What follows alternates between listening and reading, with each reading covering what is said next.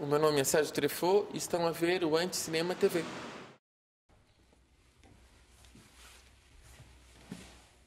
Sente-se.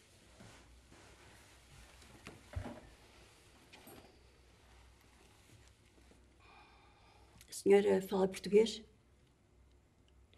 Inglês? Нет английский, нет. Français, un peu.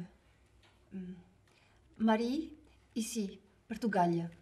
Viagem a Portugal é, por assim dizer, um filme primo distante do Lisboetas, reconstituindo a origem das obras. Obras é uma palavra um bocado pretenciosa dos filmes, ou seja lá o que for. Lisboeta, quando eu estava preparando os Lisboetas, eu tive aula de russo e a minha professora de russo é a pessoa que está na origem deste filme, ou seja, é a história dela que é contada em Viagem a Portugal.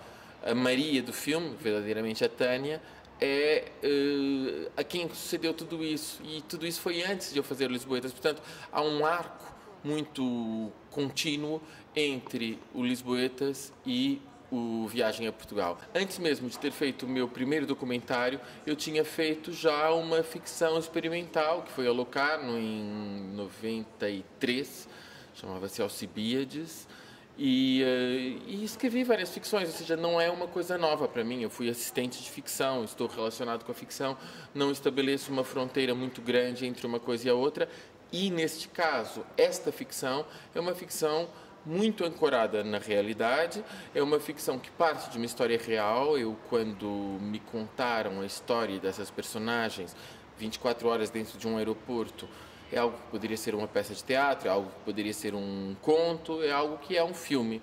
É um filme de ficção e de uma ficção até bastante fora do comum, algo inabitual por várias razões. Em primeiro lugar, o preto e branco já quase que não se usa. Em segundo lugar, eu tenho muito pouca paciência para aquelas historiazinhas de cordel, com todas as partes intermediárias.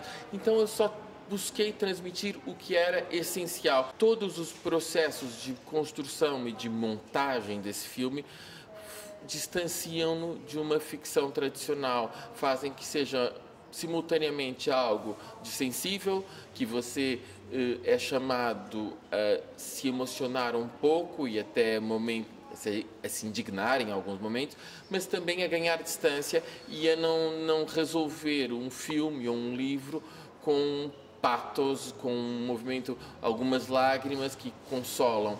É o contrário, é uma espécie de distanciação brechtiana, onde o fato de haver repetições, de haver vários ângulos, faz com que a pessoa seja chamada, o espectador seja chamado a refletir, a pensar e a não sair consolado. Nós nos divertimos muito a inventar esse filme da maneira como ele é, com pouquíssimos recursos, mas eu não considero de modo algum, e quem vir o filme jamais poderá dizer, que os efeitos plásticos do filme soam a pobre. São, antes pelo contrário, uma escolha formal.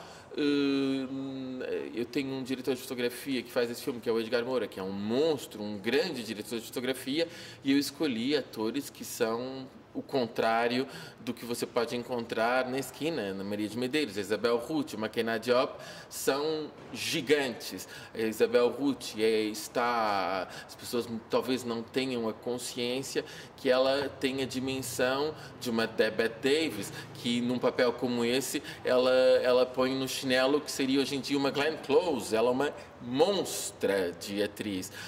A Maria de Medeiros também foi para mim um enorme prazer conseguir, que é uma amiga de infância, conseguir trazer para Portugal um tipo de interpretações que eu tinha visto que a Maria tinha em palco, a representar grandes tragédias do Corneille, tragédias políticas, por exemplo, a Sofonisba, onde ela era a grande imperatriz em cativeiro. E o que era essa imperatriz em cativeiro é muito importante nesse filme, porque normalmente essa relação de interrogador e interrogado, pessoa barrada pela polícia, faz muito claramente a sensação de vítima e carrasco da coitadinha, que era tudo que nós não queríamos que essa personagem fosse e que ela tivesse, em certa medida, a arrogância própria das pessoas que cresceram num país grande como a União Soviética, que consideram os outros países como uma coisa. Ou seja, ela pode estar numa situação muito desfavorável, mas ela tem uma postura quase militar de grandeza e que a Maria não só desempenhou com uma força e brilhantemente,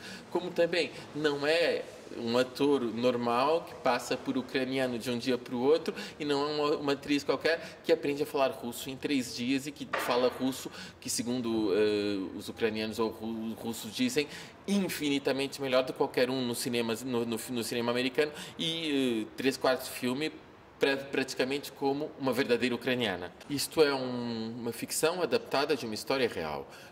Há uma percentagem altíssima de coisas contadas no filme que correspondem à história de uma personagem e há outras que vão ser buscadas a história de outras personagens. Eu posso dizer que, até posso contar sem problema nenhum, o que é totalmente adaptado e o que não é, que é real, que a personagem teve 24 horas no aeroporto, que é real, que o avião foi obrigado a ficar na pista entre 4 e 5 horas para ela ser mandada no mesmo voo para o país de origem, que é real, que ela foi convidada e praticamente obrigada, após pressão psicológica, a comprar um bilhete para um país que não era o seu, quando ela tinha um bilhete de volta, e que o bilhete, ainda por cima, que lhe foi imposto, era um bilhete em business class, o filme antigamente chegou a se chamar Business Class, tudo isso é real.